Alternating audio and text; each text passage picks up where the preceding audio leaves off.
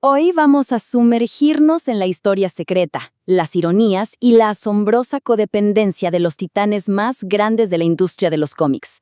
Siempre hemos escuchado el mito de las épicas batallas comerciales entre las editoriales, pero la realidad detrás de las páginas impresas es súper diferente. Prepárense para una buena dosis de conocimiento interno que, la verdad, cambiará por completo la forma en que ven a sus héroes favoritos. Bueno, vamos a meternos de lleno en esto. La legendaria enemistad entre estas dos productoras es básicamente el pilar de nuestra mitología pop moderna. Pero, a ver, ¿qué tan real es esta supuesta guerra a muerte? Resulta que la respuesta es muchísimo más compleja. En el fondo, la historia de estas corporaciones gigantes es una crónica fascinante de supervivencia mutua para poder construir sus imperios. Acto 1. Orígenes, disfraces y rechazos. Y es que los inicios de estas franquicias multimillonarias estuvieron muy lejos de ser fáciles o glamorosos.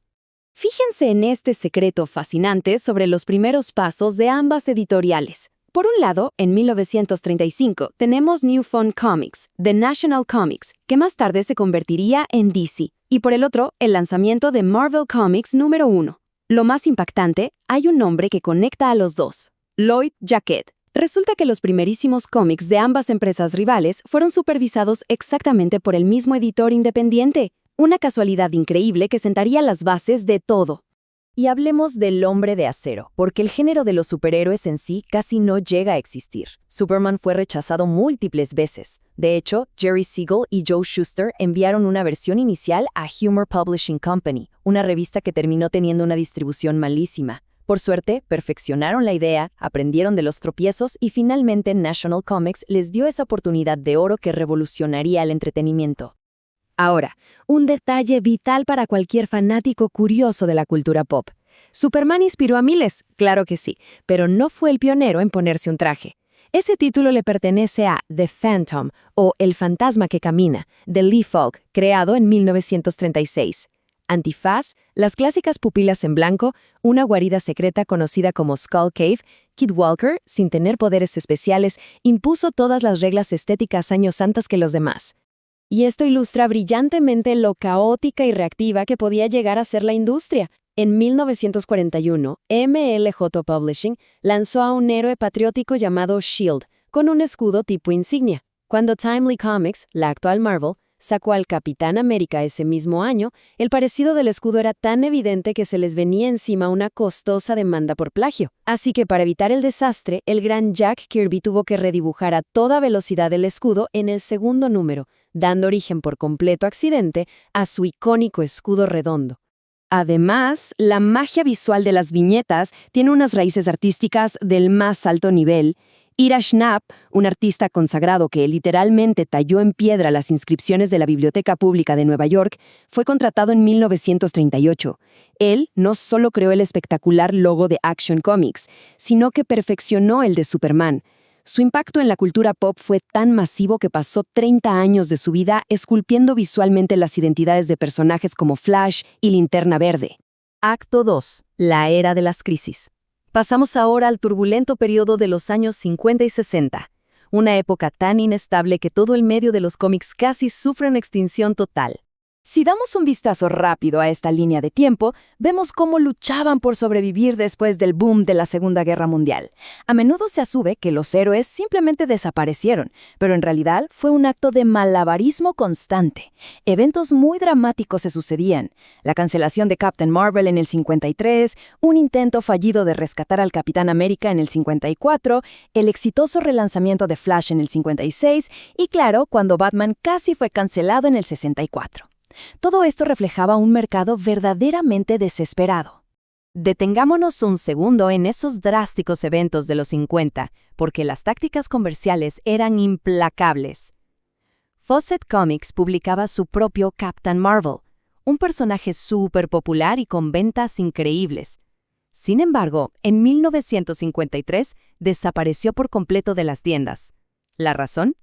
No fueron las bajas ventas, sino una feroz demanda argumentando que se parecía demasiado a Superman. Básicamente, usaron el sistema legal para borrar a la competencia del mapa. Avanzando un poco en la década, vemos una verdadera batalla por innovar, Históricamente, siempre se aplaude la decisión de DC en 1956 de relanzar a Flash como el movimiento maestro que salvó a los superhéroes.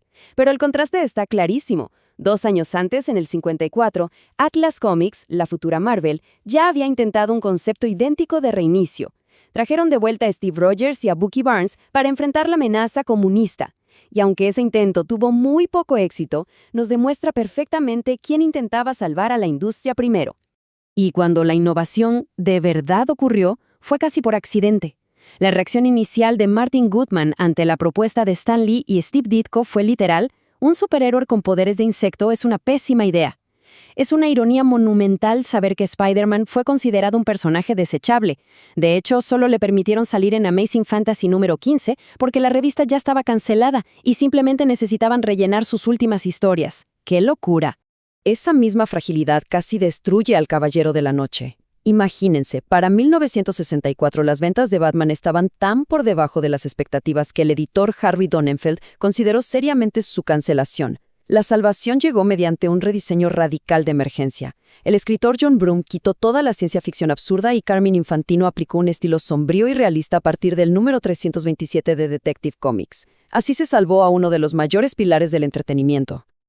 Llegamos al acto 3, Marvel y DC, rivales unidos. Aquí es donde se consolida la gran ironía de los negocios y el mayor secreto corporativo de todos: cómo garantizaron su existencia mutua. 1968. Guárdense este año en la memoria porque es absolutamente fundamental. Marca el punto y final de un extenso periodo donde DC, literalmente, mantuvo a Marvel con vida mediante la distribución de sus cómics. Entonces, el punto crucial es este. A mediados de 1956, la compañía que distribuía el material de Atlas Comics quebró de la noche a la mañana. Sin distribución física, los cómics dejarían de existir en el mercado.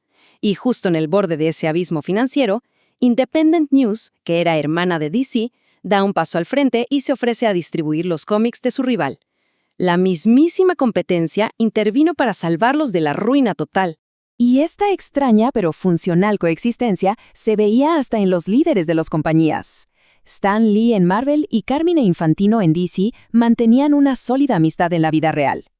En 1975, cuando DC perdió dinero intentando saturar el mercado, despidieron a Infantino sin miramientos. ¿Y qué pasó? Stan Lee inmediatamente contrató a su amigo en Marvel. Sin ningún tipo de resentimiento profesional, Infantino terminó dibujando desde Star Wars hasta Spider-Woman para ellos. Pero todo esto se construye a un nivel de apropiación que pocos se imaginan. El máximo símbolo de su poderío y dependencia mutua radica en una sola palabra. ¿Sabían que la palabra superhéroe está registrada legalmente de forma conjunta por ambas empresas desde 1979? Así es, el término se puede usar dentro de las páginas, pero ninguna otra editorial en el mundo puede ponerla en el título de sus revistas. Poseen, juntos, las llaves de este reino literario. Lo cual nos deja con una reflexión monumental para cerrar. Si estos dos colosos, supuestamente enfrentados, moldearon la industria, apoyándose, salvándose de la bancarrota e incluso registrando al lenguaje como dueños absolutos, ¿quién gana realmente en esta guerra de cómics?